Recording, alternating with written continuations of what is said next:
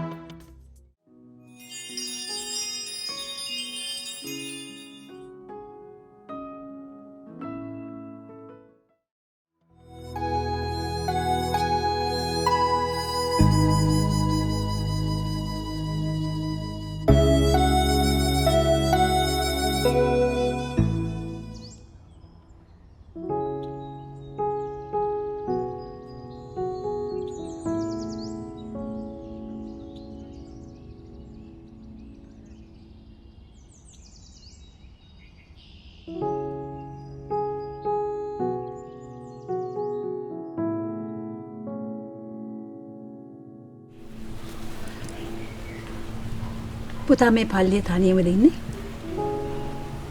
ඔව් ආන්ටි. එතකොට කැම බීම? පොඩි කුස්සියක් තියෙනවා. මොනාරි හදාගෙන කනවා. නැත්නම් ඉතින් චර්ච් එක කට්ටිය මට ගෙනත් දෙනවා. පුතා එන්නමයි ගෙදර. ඔයාටම කියලා කාමරයක් තියෙනවා. ඇති තරම් කන්න බොන්න දෙන්න. අනේ ඉතින් අන්ටිට කරදර කරන්න බෑනේ. මට කරදරයක් නෑ. පුතා වගේ කෙනෙක් මගේ තනියට ඉන්න එක කොච්චර දෙයක්ද?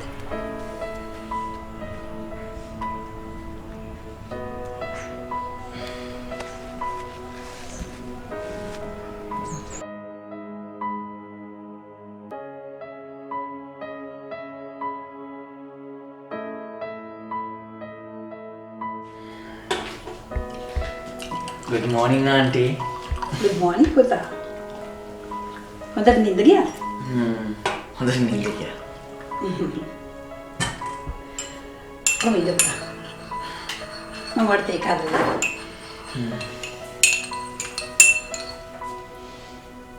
හුඟ කාලෙකට පස්සේ මම උදේට ඒක තනියෙන් බොන්න ඇත්ත. ඒ ආන්ටි ෆැමිලි එකක් නේද?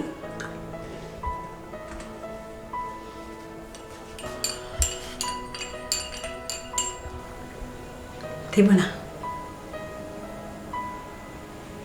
මට පුතෙක් හිටියා. එතකොට කොහෙන්ද ගියා? එයා ඉපදෙනකොට මාව දාලා ගියා. එතකොට uncle? I don't want to talk about it. Sorry, auntie.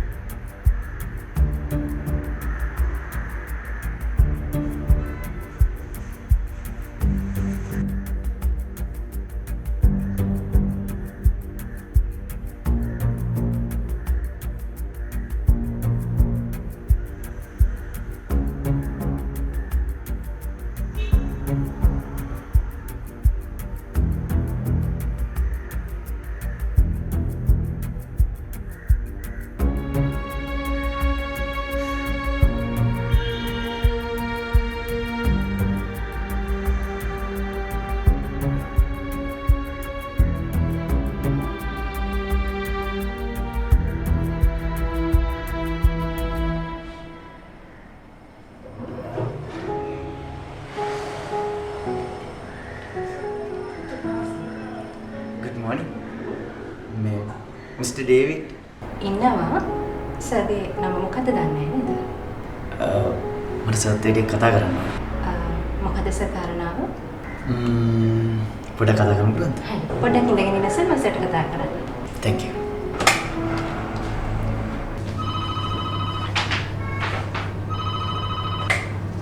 Yes. සර්ව හම්බෙන්න කෙනෙක් ඇවිත්. මේ වෙලාවේ මට කවුරුත් හම්බෙන්න බෑ. සර් ඊටම වැදගත් කාරණයක් ගැන. දැන් සරයක් කිව්වනේ. දැන් මට හම්බෙන්න බෑ.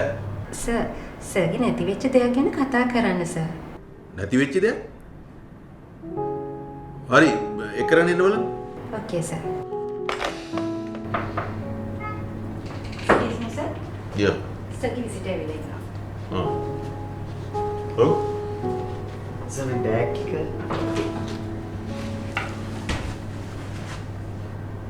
මේක කොහොමද ඔයාලට හම්බුනේ? මේ බෑග් එකේ ඉස්සරහ තිබ්බේ. මේ කාඩ් එකෙන් තමයි හොයාගත්තේ මම සර්.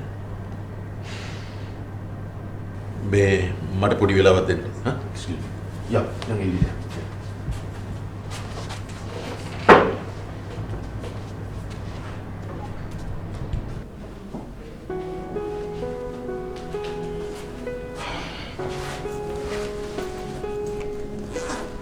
Wadi. Thank you. ඔයා මට මේ කරලා තියෙන ලොකුම උදව්වක්. මේ සල්ලි මට අද හම්බුනේ නැත්තම් මං හරිම ලොකු අමාරුවක වැටෙනවා. මට තේරෙන්නේ නැහැ වාට කොහොම ස්තුති කරන්නද කියලා. කමක් නැහැ.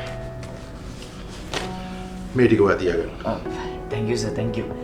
මම මේ දේවල් කරේ සල්ලි බලාගෙන නෙවෙයි. පුතාගේ අවංකකම ගැන මට හරිම පුදුමයි. අද දවසේ කිසිම තරුණයෙක් කරන්නේ නැති දෙයක් මේ ඔයා කරලා තියෙන්නේ. ඔයා දන්නවද මේ සල්ලි මං හැම තැනම හෙව්වා. මේක අද හම්බුනේ නැත්නම් මම හරිම අමාරුවක පැටලෙන්නේ. ඒක වාට තේරෙන්නේ නැහැ. මට කියන්න. ඔයාට ඕනම උදව්වක් මං කරනවා. මොනවද මගෙන් කෙරෙන්න ඕන? මම ජේසුස් වහන්සේ අනුගමනය කරන පුද්ගලෙක්. අනිත් එක සර්ගේ සල්ලි ටික මං සර්ට දෙන එක මගේ යුතුකමක්.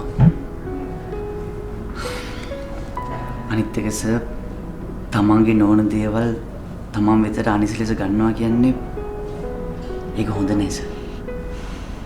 සර් නිකමට හිතන්න මේ වගේ දේවල් සර් හරිම ආසාවෙන් හොඳින් තියාගත්තම ඒ දේවල් නැතුණාම කොච්චර ලොකු පීඩනයක්ද සර් හිතට දැනෙන්නේ. ඒ විතරක්ද වේදනාව. අපි එහෙනම් මෙහෙම කරමු. මගේ ගාව ටිකට්ස් දෙකක් තියෙනවා හෙට 2020 මැච් එකට. ක්‍රිකට් වලට කැමතිනේ? හරි. අපි යමු මැච් එක බලන්න.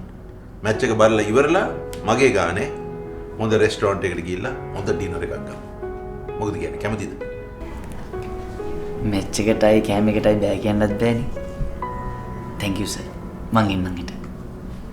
හරි.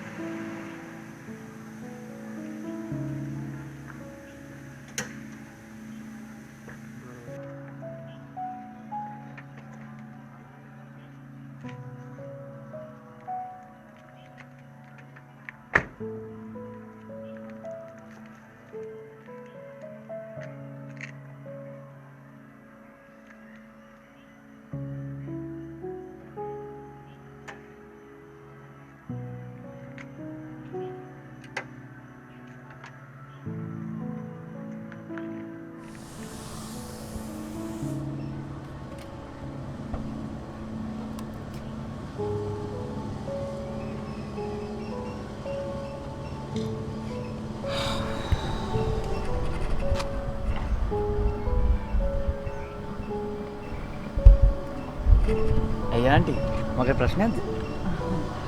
අනේ පුතා මේ කාර් එක එකපාරට නතර වුණානේ.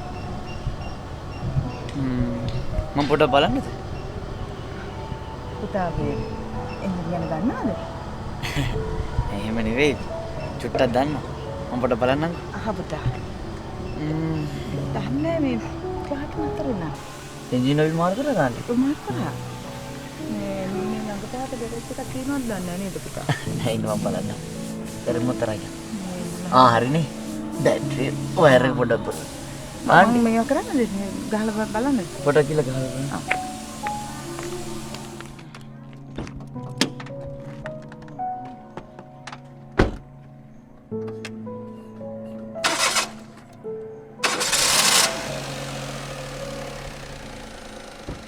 හරි පුතා.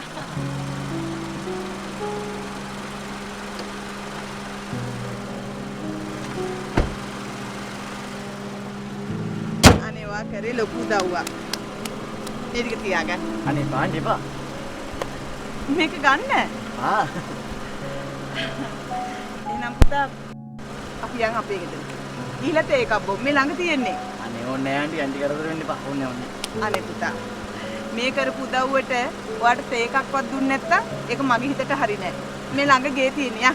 එන්න නගින්න. එන්න පුතා.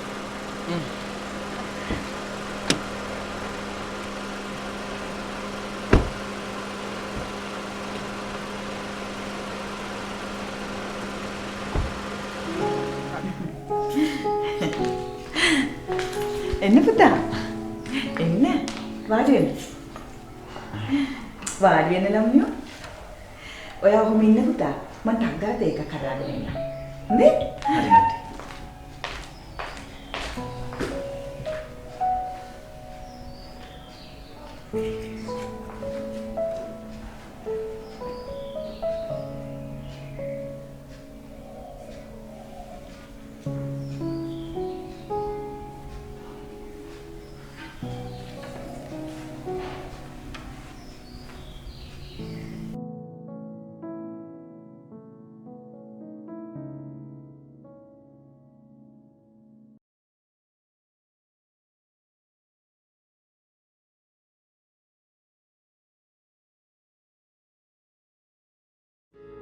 අංසතු වස්තුවකට ආශා කළේ මිමා එම වස්තුව ගත්තෙමි මා උදුරා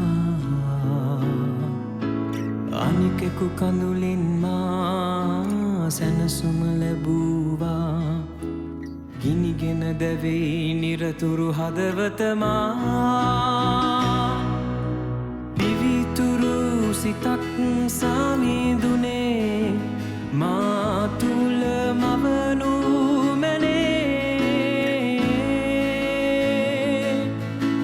අචල ආත්මයක් නැවතත් නන්වාලනු මැනේ අභිමුඛයෙන් ඔබගේ ඉවත නොදමනු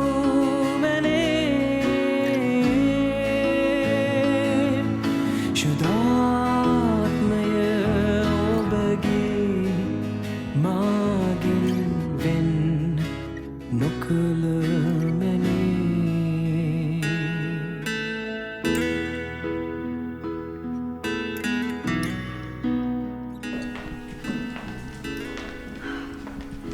ෂා ලස්සන සින්දුවක්.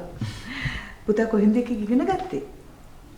මේකට ආන්ටි දිග කතාවක් තියෙනවා. දිග කතාවක්? අනේ කියන්නකෝ පුතා. මං ආසයි ඒක දැනගන්න. කියන්නම්කෝ. එන්න. මෙහෙමයි ආන්ටි.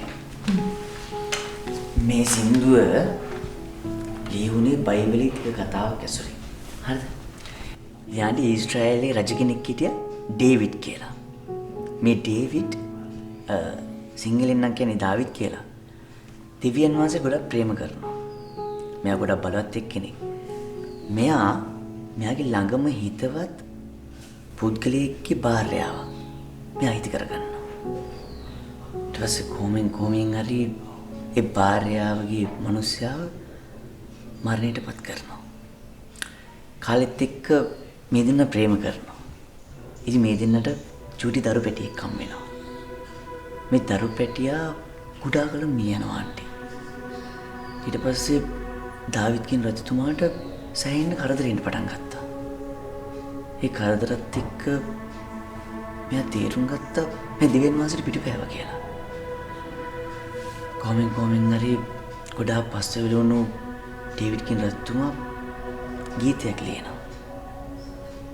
ඒ ගීතය තමයි මේක.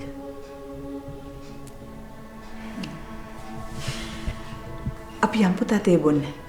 යා.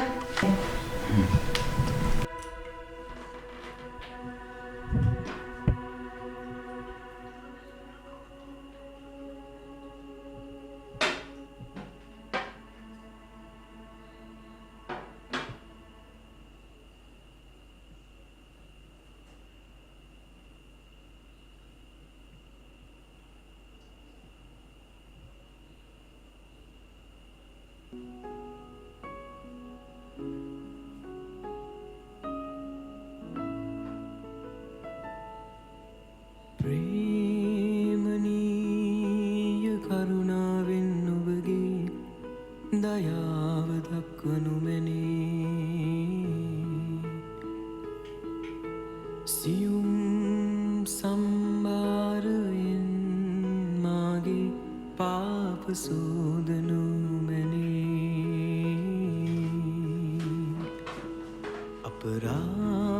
අපරාධමා කළ කරුණාවෙන් ඔබගේ වසනු මැනේ පාපයෙන් කිලුටු මාගේ සිත පිරිසිදු කර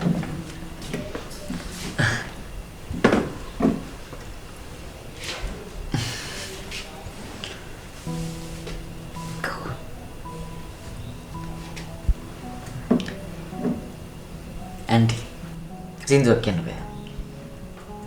මට බෑ. අර දැන් පුතා කියපු සින්දුව කියන්නකෝ.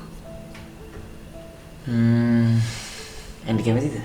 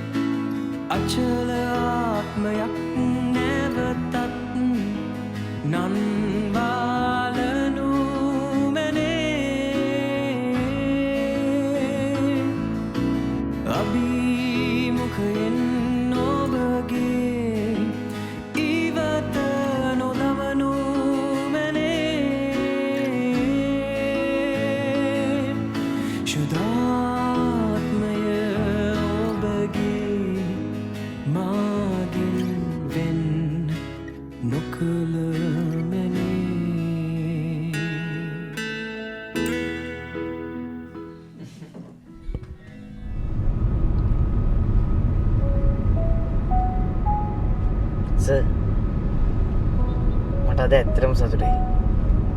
සර් වගේ හොඳ කෙනෙක් එක්ක 2020 මැච් එක බලන්න ගියේ. ඇයි පුතා එහෙම කියන්නේ? මගෙත් වාසනාව. ඔයා වගේ දරුවෙක් මට මුණ ගැහිච්ච එකම කොච්චර ලොකු වාසනාවක්. අපි ආයි දවසක යමුකෝ සර්. අනිවාර්යෙන්. ඔව්.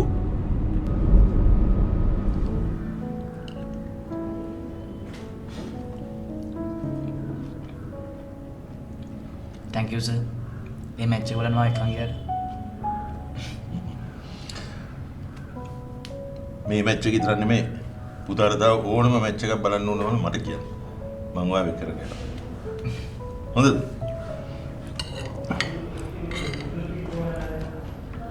ආයුබෝවන්. ඔබ හැම කෙනෙක්වම මෙම වැඩසටහනට ආදරයෙන් පිළිගන්නවා. අද අපිත් එක්ක එකතු වෙන්නේ විශේෂ තරුණයෙක්.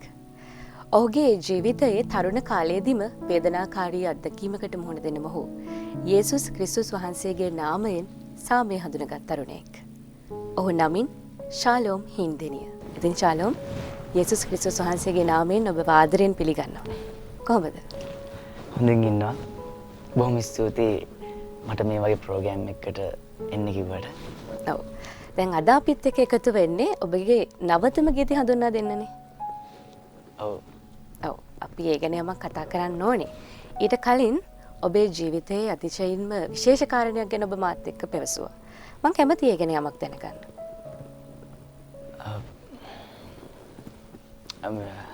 ඇත්තටම මගේ මම්මී ඩැඩි අපි තුන්දෙනා මිටි කැනඩාවේ. ඒගොල්ලෝ ටොරන්ටෝ යුනිවර්සිටි එකේ සයන්ටිස්ට්ලා විදිහට වර්ක් කරා. මම වෝඩ්ලෝ යුනිවර්සිටි එකේ ඉංජිනේර් කෝස් එකක් කරා. කොහමරි ඩිග්‍රිය ඉවර කරපු අන්තිම දවසේ මගේ ජීවිතේ අඳුරුණුතුම දවස වුණා එදා. මට මතකයි මගේ මම්මි ඩැඩි අපි තුන්දෙනාම ගෙදර යන්න හිටියේ. එදා ඩ්‍රයිව් කරේ මම. ඩ්‍රයිව් කරගෙන යනකොට මට මතකයි ලොකු හිමකුණ අටුවක් ආවා.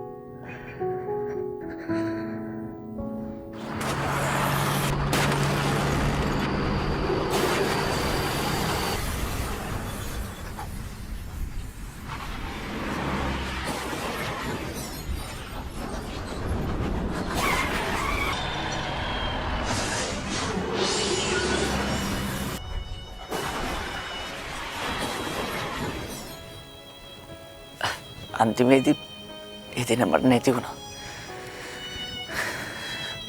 ඩොක්ටර්ස්ලා කියලා තියෙනවා මා ජීවත් වෙන එකක් නෑ කියලා.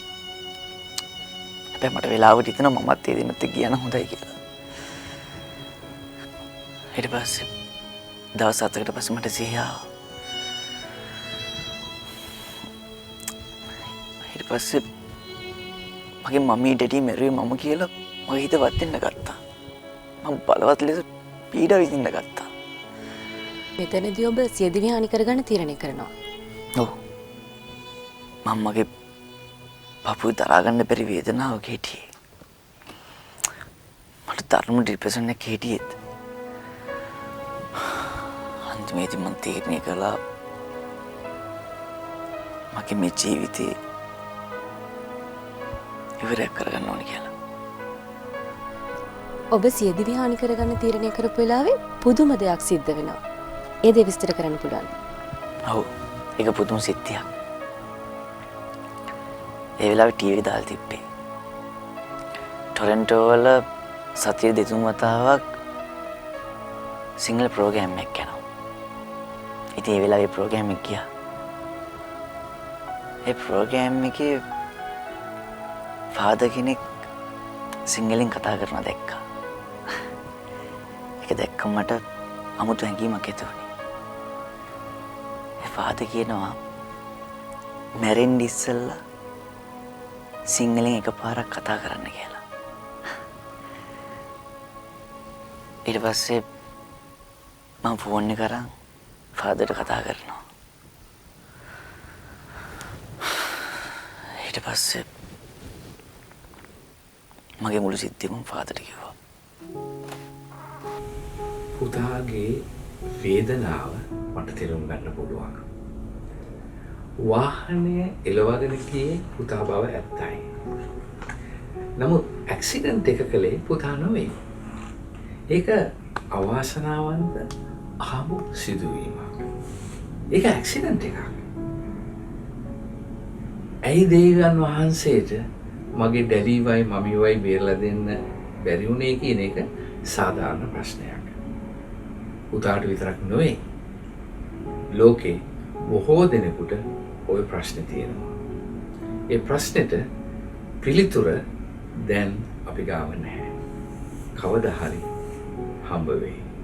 අපි දැන් කරන්න ඕනේ දේ තමයි මෙවැනි අවස්ථාවකදී යේසුස් වහන්සේ අපිට මොනවද කියලා තියෙන්නේ කියන එක බලන එක. බයිබලයේ එක තැනක මෙහෙම සඳහන් වෙනවා. යේසුස් වහන්සේගේ මිතුරෙක්ව සිටි ලාසරස් කියන කෙනාගේ මරණය ගැන. ලාසරස්ගේ නංගි කෙනෙක් උන්වහන්සේ ඉදිරිපිට හඬා වැටෙමින් මෙහෙම කිව්වා. ඔබ වහන්සේ සිටියානම් අපේ අයියා මැරෙන්නේ නැහැ කියලා. යේසුස් වහන්සේ ලාසරස්ව මරන්න නැගිට්ටුවා. ඒ අතරම උන්වහන්සේ මෙහෙම වැදගත් දෙයක් කිව්වා. පුනරුජ්ජීවනයේද ජීවනයේද මම වෙමි. මා අදහා ගන්නා කෙනා මැරුණත් ජීවත් වෙන්නේ කියලා. ඒන් අදහස් කරන්නේ යේසුස් වහන්සේ අදහන කෙනෙක් වේ නම් එම තැනැත්තා හෝ තැනැත්තිය මේ ලෝකයේදී මිය ගියත් උන්වහන්සේ සමග සදාකාලිකව ජීවත් වෙනවායි කියන එකයි. ඉතින් පුතා හිත සනස ගන්න.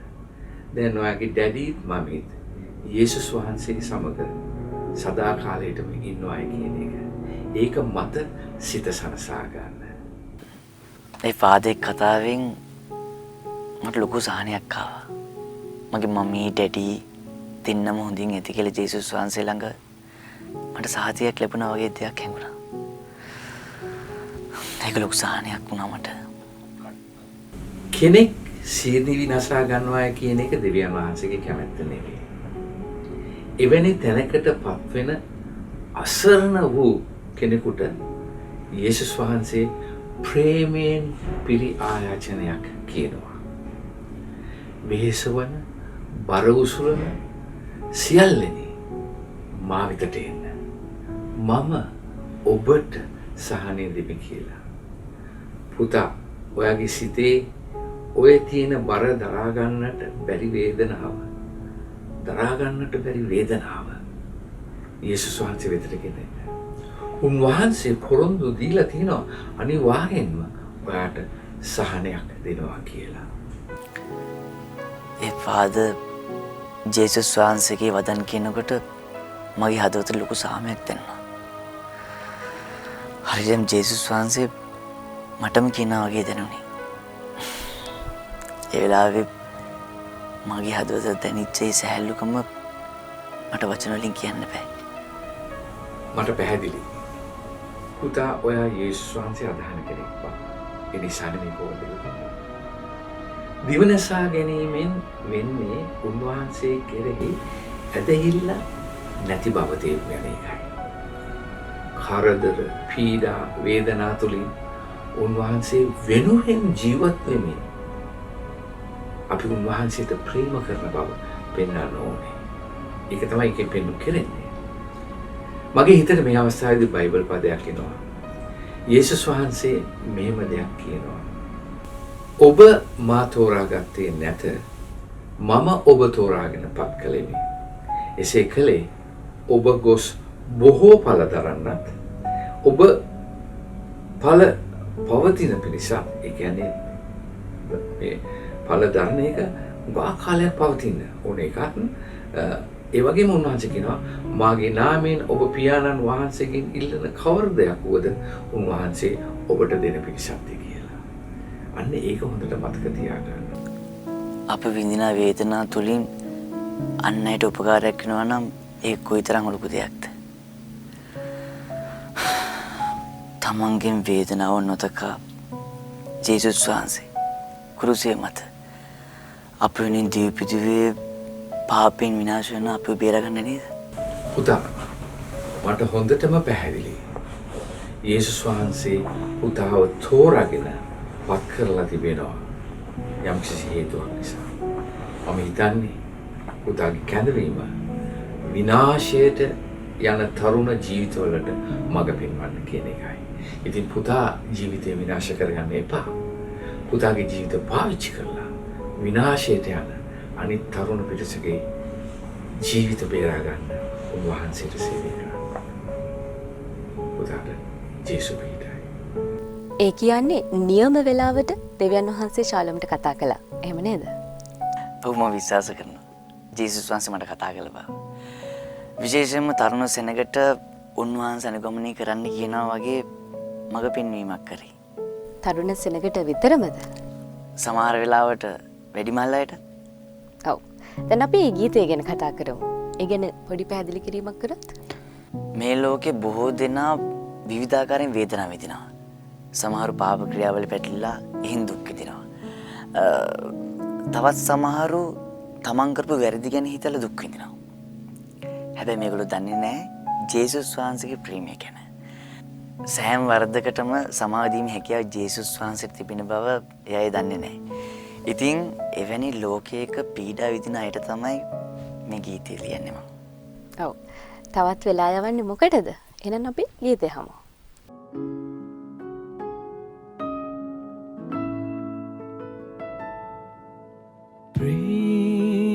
ප්‍රේමනීය කරුණාවෙන් ඔබගේ දයාව දක්වනු මැනේ.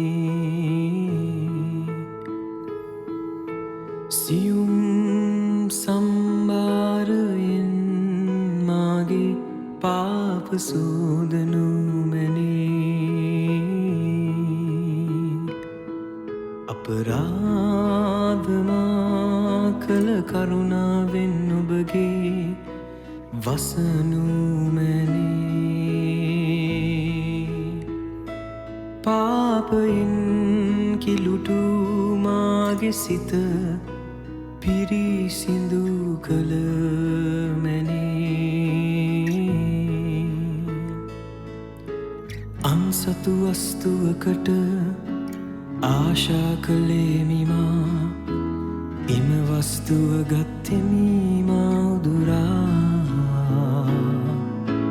අනිකෙකු කඳුලින් මා සැනසුම ලැබූවා. ගිනිගෙන දැවෙයි නිරතුරු හදවතමා. පිවිතුරු සිතක් සාමිදුනේ මා තුළ මවනු මැනේ. අචල ආත්මයක් නැවතත් නන්වාලනු මැනේ. අභිමුඛයෙන් ඔබගේ ඉවත නොදමනු මැනේ. ශුද්ධාත්මය ඔබගේ මාගෙන් වෙන් නොකළ මැනේ.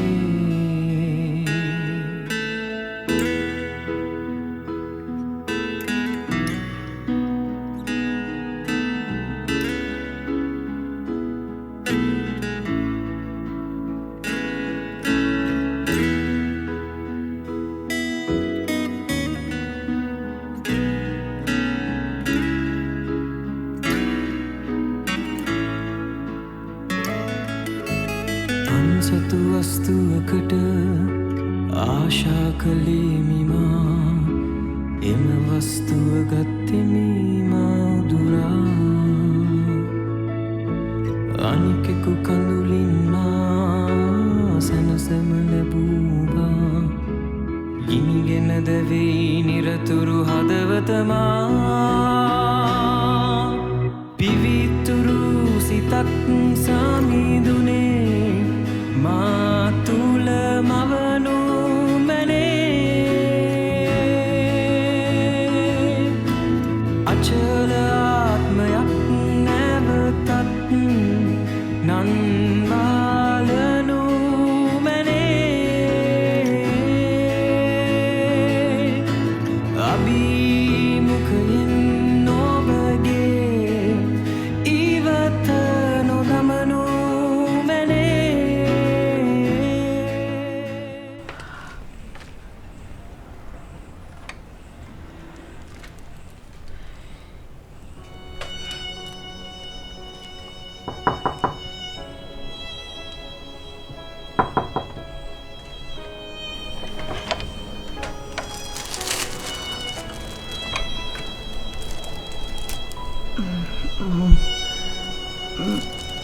මං ගෙට එන්නද?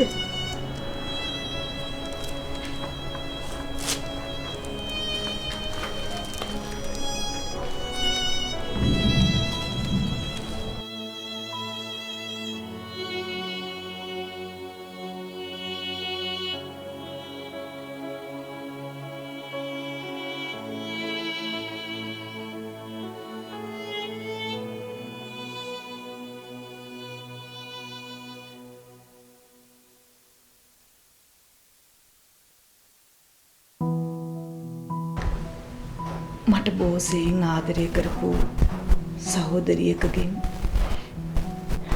ඇය සතු ලොකුම වස්තුව මං සොරා ගත්තා. ඒක මහා මානුෂික දෙයක් කියලා දැන් මට තේරෙනවා. කෙනෙක් සතු දෙයක් සොරාගෙන ඒකෙන් සතුටක් ලබන එක මහා පාපයක් කියලා මම යේසුස් වහන්සේගෙන් ඉගෙන ගත්තා.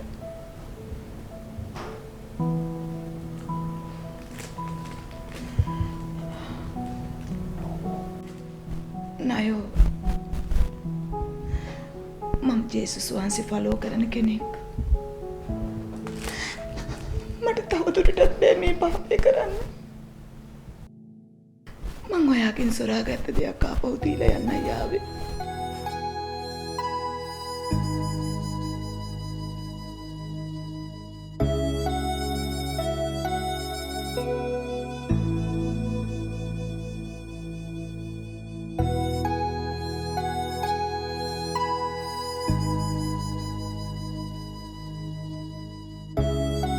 මං දන්නවා මං කරපු වරදට ඔයාට සමාව නොදී ඉඳීමේ අයිතියක් ඔයාට තියෙනවා කියලා. ඔයාට පුළුවන් නම් ඔයාගේ හිතේ තියෙන කොනකින් හරි මට සමාව දෙන්න පුළුවන් නම් ඒක මට කියා ගන්න ලොකු සැනසීමක්. මට ලොකු සැනසීමක්.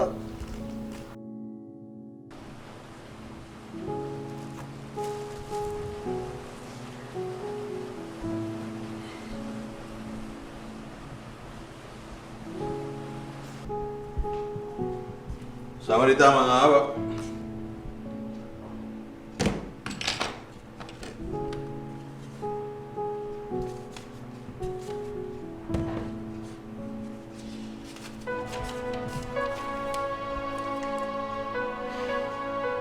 අපි කරන්නේ මහා පාපකාරී වැඩක් බව මට තේරුණා.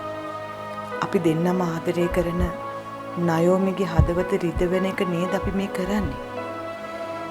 මට තව දුරටත් මේක කරන්න බෑ. මට වඩා නයෝමිට ඔයාව ඕනේ. ඒ වගේම ඔයාව අයිති. ඔයා නයෝමි ගාවට යන්න. මම ඉංග්ලන්ත යනවා. God bless you. Sam.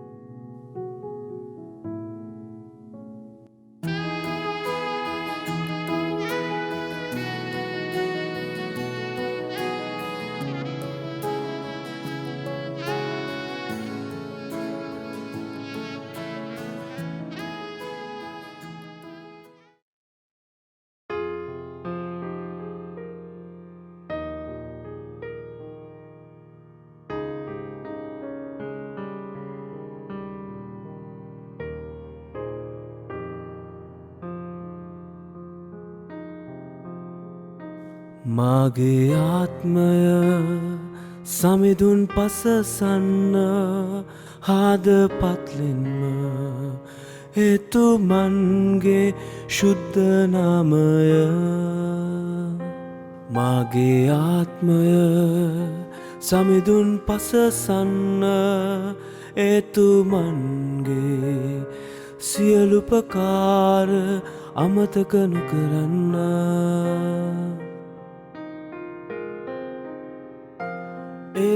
එතුමානෝ මාගේ සියලු පාපකමා කරනාසේක එතුමානෝ මාගේ සියලු රෝගසුව කරනාසේක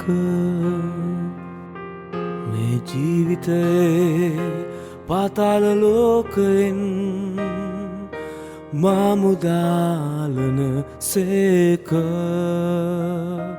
ප්‍රේමය හාදයාව නැමැති කිරුලෙන් මා සරසන සේක එතුමානෝ මාගේ සියලු පාපකමා කරනාසේක එතුමානෝ මාගේ සියලු රෝගසුව කරනාසේක මේ ජීවිතයේ පාතාල ලෝකයෙන් මාමුදාලන සේක ප්‍රේමය හාදයාව නැමැති කිරුලෙන් මා සරසන සේක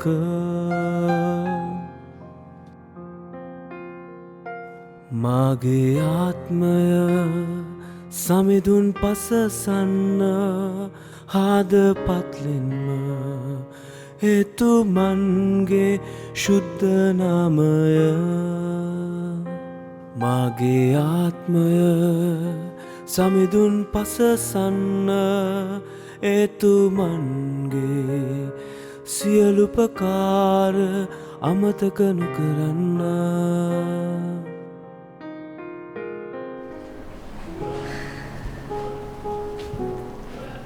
මට අද හරිම සතුටුයි. අද මේ උතුම් නත්තල් දවසේ මගේ දෙවියන් වහන්සේ මටම කියලා මගේ මම කෙනෙකුට ටී කෙනෙකුයි මට දුන්නා.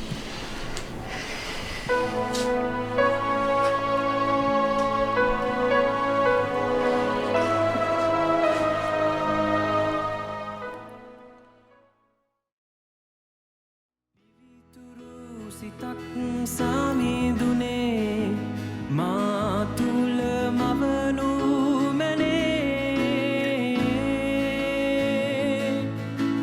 අචල